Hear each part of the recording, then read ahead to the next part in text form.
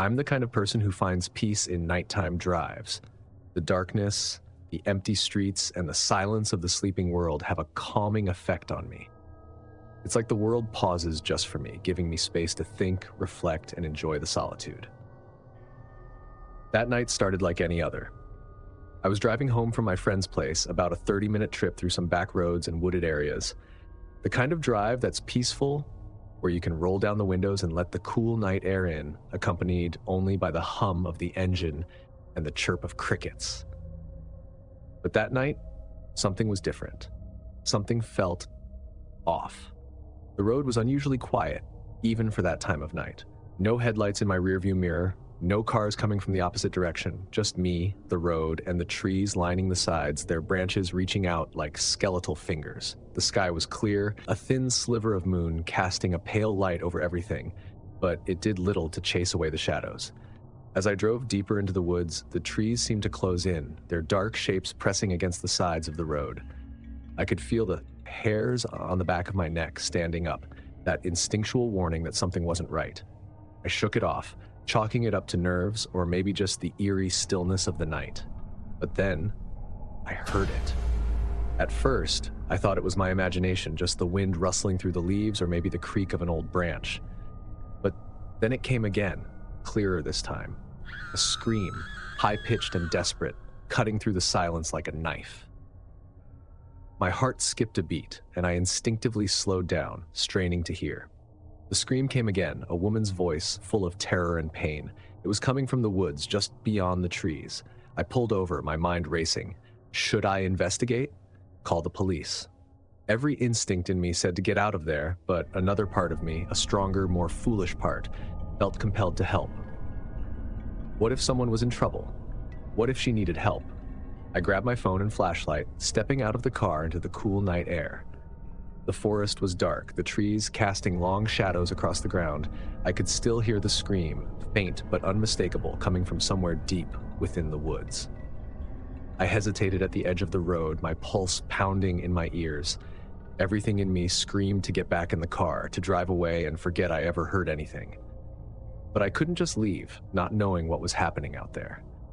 So, against my better judgment, I stepped into the trees. As I walked deeper into the woods, the scream grew louder. I tried to follow the sound, my flashlight illuminating the darkness ahead, but the beam seemed weak against the inky blackness that surrounded me. The trees were thick, their branches brushing against me like cold fingers, and the ground was uneven, littered with fallen leaves and twigs that crunched underfoot. The farther I went, the more I questioned my decision. I wasn't a hero, just an ordinary guy who liked night drives and quiet moments. What was I doing, wandering into the woods in the middle of the night? But the scream kept pulling me forward, driving me deeper into the forest. And then, suddenly, it stopped. The silence was deafening, the abrupt absence of sound more terrifying than the scream itself. I stood there, frozen, my heart racing as I scanned the trees with my flashlight. But there was nothing, just the darkness and the oppressive stillness of the woods. A wave of fear washed over me, cold and paralyzing. What if this was a trap? What if someone was luring me into the woods for some sinister purpose? My mind raced with possibilities, each one more horrifying than the last. I could feel my breath quicken, my hands shaking as I gripped the flashlight. Then, out of the silence, I heard it again. A soft, almost imperceptible sound like a whisper carried on the wind. I strained to listen, turning slowly on the spot, and then I heard it clearly. It was behind me. I spun around, the flashlight beam slicing through the darkness, but there was nothing there, just trees and shadows. But the whisper continued, closer now, brushing against my ear like a cold breath. "Help me." The voice was soft, pleading, and I felt a chill run down my spine. It was the same voice that had screamed, but now it was different, less desperate, more insistent, as if it was trying to draw me closer. The normalcy of the night drive had completely evaporated, replaced by an overwhelming sense of dread. I was no longer in control, no longer enjoying the solitude. Now I was trapped in a nightmare, a dark and twisted version of the peace I had sought. I started to back away, my instincts screaming at me to run, to get out of the woods before it was too late. But the voice followed me, growing louder, more urgent. "Help me." I couldn't see her, but I could feel her presence, close and menacing. The flashlight beam flickered, and for a brief moment I thought I saw a shadowy figure just at the edge of the light, but when I focused, it was gone. The whisper grew more insistent, the voice taking on a sharper, more demanding tone. "Help me!" My blood turned to ice. The voice was no longer pleading, it was threatening. I could feel the cold breath on my neck, sending shivers down my spine. I turned and ran, stumbling over roots and fallen branches, desperate to get back to my car. But the voice didn't let up. It followed me, hissing in my ear, each word dripping with malice. "Help me. I need you." I broke through the trees, the road just ahead, my car parked where I'd left it. But the voice was right behind me now, right so close I could feel the breath on my skin, icy and sharp. "Help me, or you'll never leave." I reached the car, fumbling with the keys, my hands shaking so badly I could barely get the door open. The whisper was in my ear now, cold and venomous, wrapping around my mind like a noose. "Help me, or you'll regret it." I finally managed to get the door open and threw myself inside, slamming it shut behind me. My heart was pounding, my breath coming in ragged gasps. I locked the doors, like turning the key in the ignition, praying the engine would start. For a moment, nothing happened. The car was dead, the engine refusing to turn over. And then, out of the corner of my eye, I saw it, a figure standing at the edge of the woods just beyond the reach of the headlights. It was a woman, or at least something that looked like a woman. Her face was obscured, hidden in the shadows, but I could feel her eyes on me, burning with anger and hatred. And then she started to move, gliding toward the car with unnatural speed. The engine roared to life, and I slammed my foot on the gas, the tires screeching as I peeled out onto the road. The figure disappeared from view, swallowed by the darkness, but the voice stayed with me, echoing in my mind. "Help me, or you'll never leave." I drove faster than I ever had before, the road a blur of trees and shadows. The voice slowly faded, replaced by the roar of the engine and the pounding of my heart, but the fear remained, a cold knot in the pit of my stomach. I didn't stop until I reached my driveway, the safety of home finally within reach. But even as I stepped inside, locking the door behind me, I couldn't shake the feeling that something had followed me, something dark and malevolent. I collapsed on the couch, my hands still shaking, my mind racing with what I had experienced. What was she? Why had she called out to me? And what would have happened if I hadn't run? I turned on the TV, hoping to drown out the lingering fear with the comforting noise of the world. But the news only deepened my dread. A woman's body had been found in the woods that night, just a few miles from where I had been. The details were scarce, but the reporter mentioned something that made my blood run cold. She had been found alone, her body cold and stiff, her face twisted in terror. The story ended with a request for anyone with information to come forward, but I knew I wouldn't be one of them. What could I say? That I heard her screams, followed them into the woods, and then ran like a coward when I felt her presence? No, I kept my mouth shut, but the fear didn't go away. It lingered, a dark shadow at the edge of my thoughts, whispering in the back of my mind. "Help me, or you'll regret it." I haven't driven that road since, and I never will. But every now and then when I'm alone in the dark, I think I hear her voice again, soft and distant, calling me back, "Help me." And I know deep down that if I ever listen, if I ever go back, I'll never leave.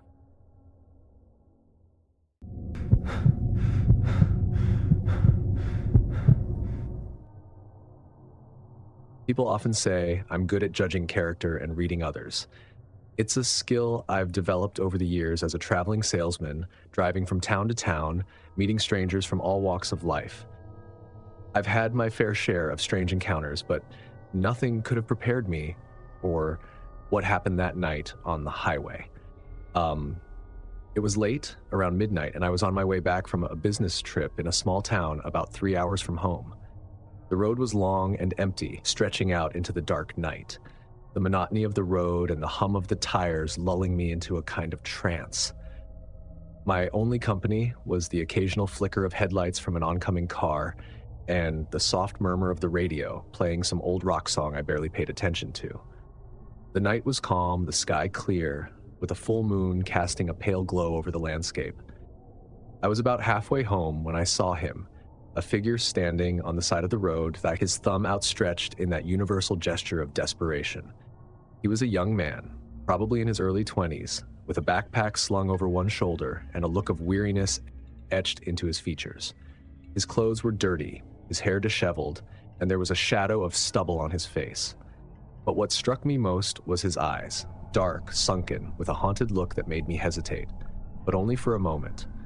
I wasn't in a hurry, and the road was deserted. Something in me, maybe a sense of pity, maybe just the desire to break the monotony of the drive, compelled me to pull over. "Where are you headed?" I asked as he approached the passenger side window. "Anywhere but here," he replied, his voice flat, emotionless. I should have taken that as a warning, but I didn't. I unlocked the door and he climbed in, tossing his backpack onto the floor between his feet. "Thanks," he muttered, barely looking at me. "No problem," I said, as I forcing a smile. "Rough night?" "You could say that." We drove in silence for a while, the only sound the steady hum of the engine and the faint crackle of the radio. The guy didn't say much, just stared out the window, his fingers drumming a nervous rhythm on his knee. I tried to make small talk, asking him where he was from, where he was headed, but his answers were short, vague. "Just passing through," he'd say, or "nowhere in particular." Something about him made me uneasy, but I couldn't put my finger on it. Maybe it was the way he avoided eye contact, or the way he seemed to flinch at every sound, every bump in the road. Or maybe it was the way he kept glancing in the side mirror, as if expecting to see someone or something following us. I've picked up hitchhikers before, mostly college kids or drifters looking for a ride to the next town. They're usually talkative, grateful for the lift, eager to share their stories. But this guy, he was different. There was a tension about him, a kind of quiet intensity that made the hairs on the back of my neck stand up. I tried to shake it off, telling myself I was just being paranoid.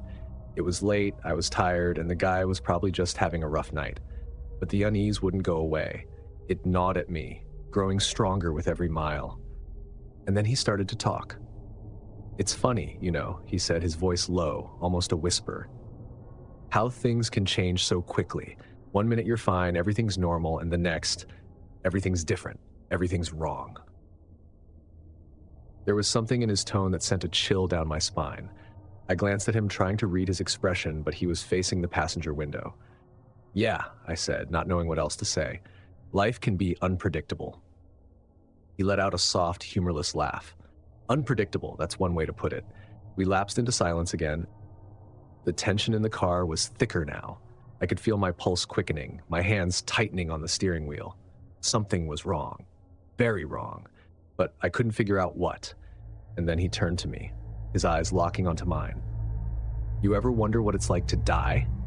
The question hit me like a punch to the gut. My mind raced, trying to process what he just said. I forced a laugh, trying to keep the mood light, but my voice came out shaky, uncertain.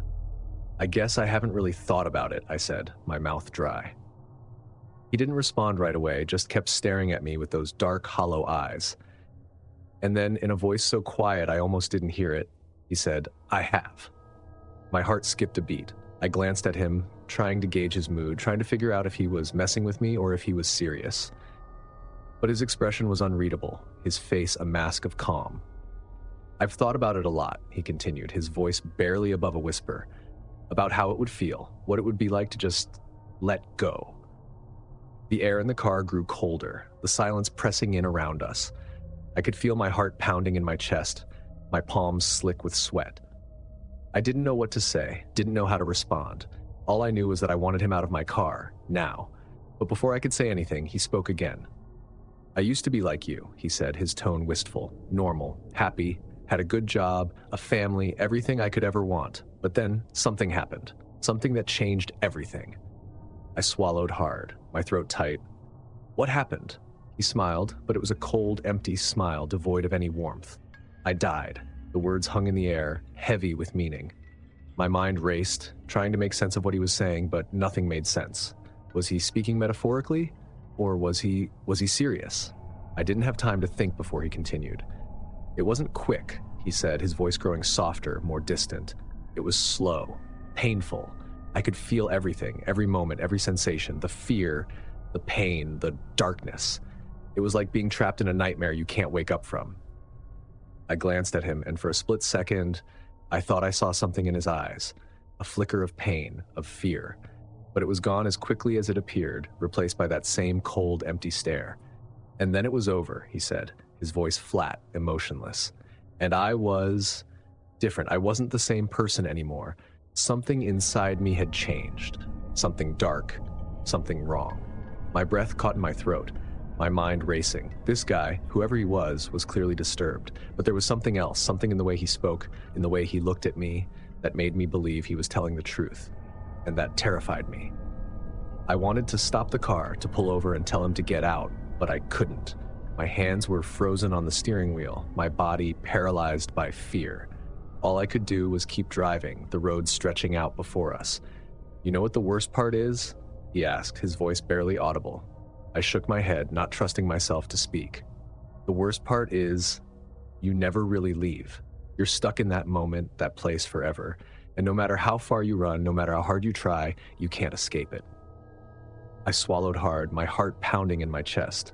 What do you mean? He turned to me, his eyes locking onto mine, and for the first time I saw a flicker of something in his expression. Desperation, fear, anger. You can't escape, he said, his voice rising. No matter how fast you drive, no matter how far you go, it's always there, waiting for you, watching you, ready to take you back. The tension in the car was unbearable, the air thick with fear and uncertainty. I didn't know what to do, didn't know how to get out of this situation. All I knew was that I needed to get away from him, now. But before I could say anything, he leaned in closer, his breath hot on my neck. Do you want to know what it feels like? He whispered, his voice dripping with malice. Do you want to know what it's like to die? My breath caught in my throat, my body trembling with fear. I couldn't speak, couldn't move. All I could do was sit there, frozen in terror, as he reached out, his hand hovering just inches from my arm. And then, without warning, he started to laugh. It was a cold, empty laugh, devoid of any joy or humor. It sent shivers down my spine, made my blood run cold. I wanted to scream, to shove him out of the car, but I couldn't. I was trapped in this nightmare with no way out. And then, just as suddenly as it had started, the laughter stopped. He leaned back in his seat, his expression calm, almost serene. Don't worry, he said, his voice soft, almost gentle. It's not your time, yet. I didn't know what to say, didn't know how to respond. All I knew was that I needed to get out of this situation, fast. So I did the only thing I could think of. I slammed on the brakes. The car screeched to a halt, the tires skidding on the pavement. Before he could react, I threw open the door and bolted, running as fast as I could into the night. I didn't look back, didn't stop, my heart pounding, my breath ragged. When I finally stopped, I collapsed on the side of the road, my body trembling with fear. And when I looked back, he was gone. The car was empty. His words, his laughter, they stayed with me, haunting me. Even now, I can still hear him, whispering in my ear, telling me that it's not over. Not yet.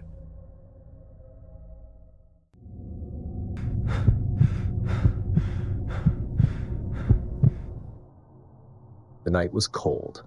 Too cold for the early autumn that had been unusually mild up until then. My breath fogged up the windshield as I drove down that desolate highway, the truck's heater working overtime to keep the chill at bay. I had been driving for hours, my destination a remote cabin nestled in the mountains, a weekend getaway with some friends. The road was winding, stretching out like a dark ribbon through the dense forest, and I hadn't seen another car for miles. There was a certain comfort in the isolation, the sense that I was truly alone out here, away from the noise and bustle of the city. But as the road twisted and turned, that comfort began to wear thin, replaced by a growing sense of unease. It was the kind of road where the darkness seemed to press in from all sides, the headlights barely penetrating the thick veil of night. And that's when the truck started to overheat. At first, it was just a flicker on the dashboard, the temperature gauge creeping up into the red. I frowned, my grip tightening on the steering wheel as I glanced down. The needle was climbing steadily, a small warning that something was wrong. Great, I muttered, glancing at the dashboard. The truck was old, but it had never given me much trouble before. I figured it was probably just the long drive, the strain of climbing the mountain roads in the cold.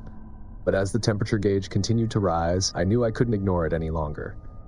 I slowed the truck to a crawl, looking for a place to pull over. The road was narrow, flanked by thick trees on either side. Eventually, I found a small turnout, barely wide enough for the truck, and pulled over. The engine was hissing, steam billowing out from under the hood as I stepped out into the cold night air.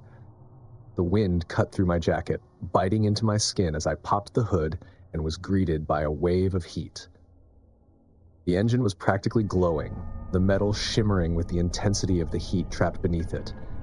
I grabbed a rag from the back of the truck and carefully twisted the radiator cap, releasing a plume of steam that rose into the night like a ghostly apparition. The smell of antifreeze was sharp in the air, a pungent reminder of the trouble I was in. I waited for the engine to cool, the minutes stretching out in the silence. The woods around me were unnervingly quiet, the only sound the faint rustle of leaves in the wind. I tried to shake off the feeling of unease that had settled in my chest, but it clung to me, gnawing at the edges of my thoughts. After what felt like an eternity, I finally felt it was safe to top off the radiator. I reached for the jug of coolant I kept in the truck bed, but as I did, something caught my eye, a flash of movement in the trees. I froze, the coolant jug halfway to the radiator. My eyes scanned the tree line, but there was nothing there, just shadows and darkness, the trees swaying gently in the wind.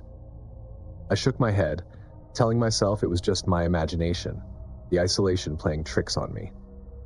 But as I poured the coolant into the radiator, I couldn't shake the feeling that I was being watched. The kind of trouble I was in wasn't uncommon. Anyone who spent enough time on the road knows that breakdowns happen, usually at the most inconvenient times. I had been in situations like this before, stranded on the side of the road in the middle of nowhere, but something about this felt different, more unsettling. Maybe it was the cold or the darkness that seemed to press in on me from all sides, but I couldn't shake the feeling that I wasn't alone out here. I finished topping off the radiator, my hands shaking slightly as I screwed the cap back on. I needed to get out of here. The truck was old, but it should hold together long enough to make it to the cabin. I slammed the hood shut, glancing nervously at the trees, half expecting to see something lurking in the shadows. Nothing. I climbed back into the truck, my breath coming in quick, shallow bursts. The engine rumbled awake, but the sound did little to calm my nerves. I glanced at the temperature gauge, still in the red but holding steady. I needed to keep moving, to get out of this stretch of road and back onto the main highway. But as I pulled back onto the road, I couldn't shake the feeling that something was following me. Every so often, I would catch a glimpse of movement in the rearview mirror, a shadow darting between the trees, too fast to be human. My heart pounded in my chest, the adrenaline surging through my veins as I pressed down on the accelerator. The truck picked up speed, but the temperature gauge began to climb again, the engine straining against the cold.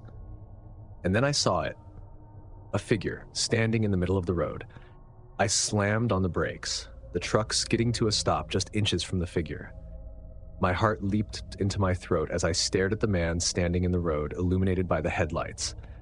He was tall, dressed in a dark coat, his face obscured by a hood pulled low over his eyes. For a moment, we just stared at each other, the truck idling in the middle of the road. My mind raced, trying to make sense of what I was seeing. Who was he? What was he doing out here, in the middle of nowhere, on a freezing night like this? And then he took a step forward, his hand reaching out toward the truck. My instincts screamed at me to hit the gas, to get out of there as fast as I could. I rolled down the window just a crack, the cold air rushing in. "Do you need help?" I called out, my voice shaking. He didn't respond. He just stood there, his hands still outstretched, as if waiting for something. My mind raced with possibilities. Was he lost? Hurt? Or was this some kind of trap? The figure took another step forward, and I could see his face now, pale and drawn, his eyes hollow and lifeless. Something wasn't right. "I'm sorry," I muttered, rolling the window back up and putting the truck in gear. But before I could hit the gas, the man's hand slapped against the window, his face inches from the glass. His eyes locked onto mine, and I felt a cold dread settle in my gut. There was something wrong with him, something inhuman.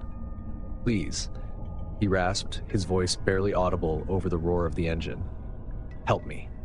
The plea sent a shiver down my spine. His voice was weak, desperate, but there was something else in it, something that set off every alarm in my head. I needed to get out of there. Now.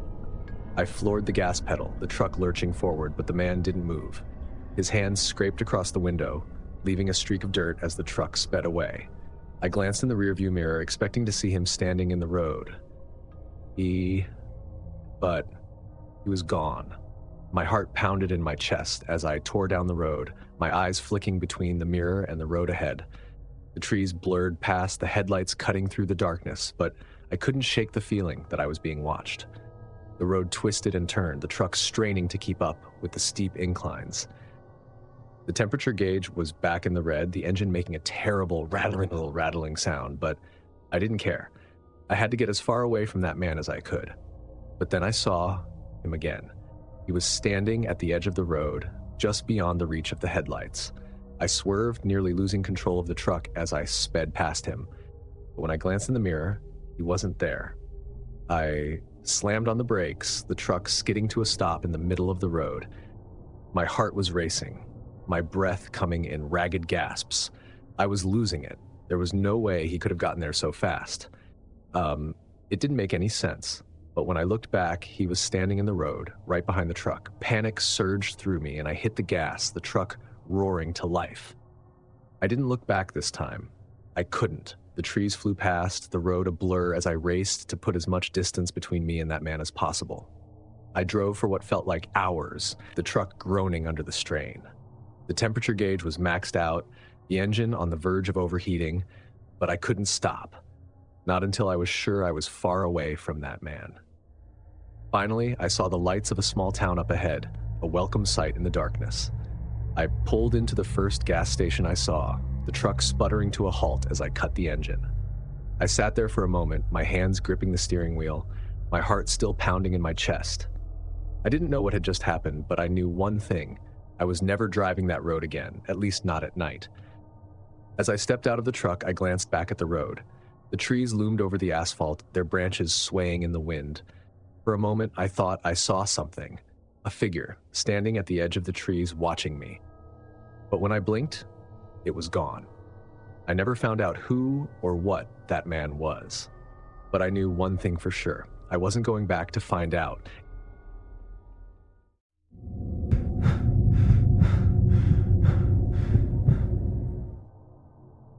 Summer nights were perfect for late-night drives, something I'd always loved. The cool air filtering through the open windows, the steady hum of the tires, and the way everything seemed to slow down made it all feel so peaceful. My girlfriend, Natalie, was less enthusiastic, but she indulged me. On this particular night, we were winding down a dirt road that cut through the dense woods near her family's farmhouse. It was late, nearly midnight, and the road was empty. We hadn't seen another car for miles. The moon was a pale sliver in the sky, barely visible through the thick canopy of trees that loomed over us. The only light came from the headlights, carving a path ahead. "Why do you always insist on these creepy back roads?" Natalie asked, her voice breaking the silence. She was leaning back in her seat, arms crossed over her chest, her expression half amused, half annoyed. "Because they're peaceful," I replied, glancing at her with a grin. "And it's not creepy. It's just quiet." "It's creepy," she said, but there was a playful tone in her voice, like something out of a horror movie. I laughed, but I couldn't deny there was a certain eeriness to the place. The trees were so thick, the darkness so complete, it felt like we were driving through a tunnel. The road was narrow, barely wide enough for one car, and the underbrush on either side seemed to close in on us, as if the forest were trying to swallow us whole. As we drove, the road twisted and turned, the gravel crunching under the tires. The headlights swept across the trees, casting long shadows that danced and flickered in the corners of my vision. Every now and then, I'd catch a glimpse of something. Just a shadow, I told myself, but it was enough to make me grip the steering wheel a little tighter. Natalie shifted in her seat, reaching over to turn down the radio. The music had been playing softly in the background, but now it felt out of place, too cheerful for the oppressive darkness surrounding us. "Let's just get to the cabin," she said, her voice quieter now, as if she didn't want to disturb the stillness. I nodded, focusing on the road ahead. We were about 20 minutes away from the farmhouse, a cozy little place Natalie's family had owned for years.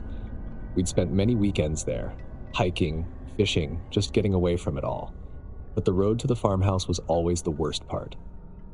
Long, winding, and completely isolated. We continued driving in silence, the only sound the rumble of the truck's engine and the crunch of gravel under the tires. The road seemed to stretch on forever, the trees growing denser, the darkness deeper. I could feel the tension building in the air, a quiet unease that settled over us like a heavy blanket. And then, out of nowhere, the truck's headlights caught something on the side of the road. It was a man. At first, I thought it was just a tree or a large bush, but as we got closer, I realized it was a man, standing perfectly still at the edge of the road, just beyond the reach of the headlights. He was wearing a dark jacket, the hood pulled up over his head, and he was standing so still, I almost didn't believe he was real. "Did you see that?" Natalie whispered, her voice barely audible. "Yeah," I said, my heart starting to race. "I saw him." I slowed the truck to a crawl, and my eyes locked on the figure in the darkness. As we drew nearer, the man didn't move. He just stood there watching us, his face hidden in the shadows. A shiver ran down my spine. Something about the way he stood there, so still, so silent, made the hair on the back of my neck stand on end. There was something wrong about him, something that made me want to slam on the gas and get the hell out of there. But instead, I did something stupid. I rolled down the window. "Hey," I called out, my voice shaky. "Are you okay?" For a moment, there was no response. The man just stood there, his back to us, and then slowly, he turned his head towards us. I couldn't see his eyes, but I could feel them on me, cold and empty. "Let's go," Natalie said, her voice trembling. "Please, let's just go." I hesitated for a moment longer, something compelling me to stay, to see what this man wanted. But the look on Natalie's face, the fear in her eyes, snapped me out of it. I nodded, rolling up the window and pressing down on the gas. The truck lurched forward, the headlights sweeping past the man as we sped down the road. I glanced in the rearview mirror, half expecting to see him standing in the middle of the road watching us leave. But he was gone. We drove in silence for a few minutes, the tension between us thick enough to cut with a knife. My hands were shaking, my mind racing with 1,000 questions. Who was that man? What was he doing out here in the middle of nowhere so late at night? And more importantly, where did he go? "I don't like this," Natalie said, breaking the silence. "Something's not right. That guy, he didn't feel normal." "I know," I said, trying to keep my voice steady. "But he's gone now. We're almost at the farmhouse. We'll be fine." But even as I said it, I didn't believe it. The road seemed to stretch on forever, the trees pressing in on us from all sides. The darkness was so complete, it felt like we were the only two people left in the world.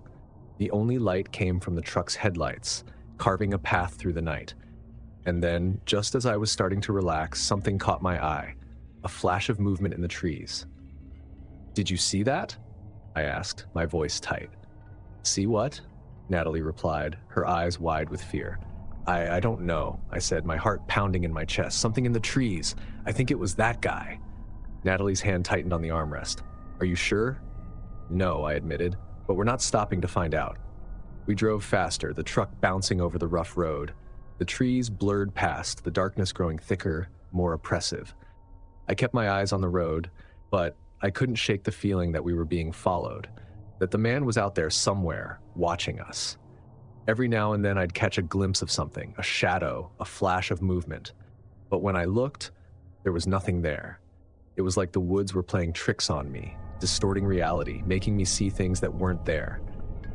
But deep down, I knew it wasn't just my imagination. There was something out there, something that shouldn't be. "Did you hear that?" Natalie asked suddenly, her voice barely a whisper. I strained my ears, listening.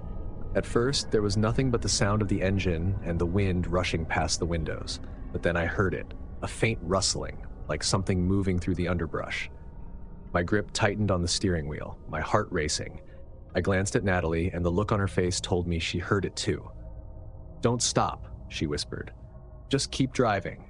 I nodded, pressing down on the gas.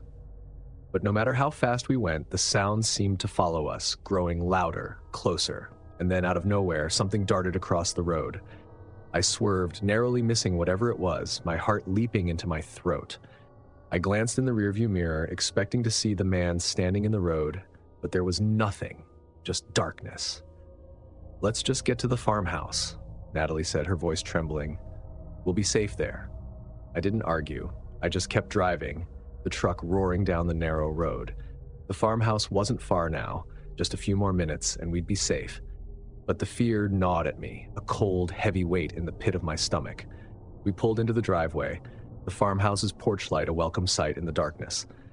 I parked the truck, but neither of us moved. We just sat there, the engine idling, the silence pressing in around us. "Do you think he's still out there?" Natalie asked, her voice barely above a whisper. "I don't know," I admitted, "but we're not going to find out." We hurried inside, locking the door behind us. The house was warm, cozy, but I couldn't shake the feeling that something was wrong, that we weren't alone. We spent the rest of the night huddled together on the couch, listening to the wind howling outside. Every creak, every rustle made my heart race, convinced that the man from the woods was out there, watching, waiting. But morning came, and the sun rose, and the fear slowly ebbed away. We never saw the man again. But the memory of that night stayed with us. And even now, whenever I drive that road, I can't help but glance into the woods, half expecting to see him standing there, watching me. But he's never there. If these stories sent shivers down your spine, don't forget to hit that like button and share with someone who loves a good scare. Make sure you're subscribed with notifications on so you never miss out on our next chilling tale. Got your own creepy story? Drop it in the comments. We might just feature it in an upcoming video. Stay safe out there, and remember, the night hides more than you think. See you in the next nightmare.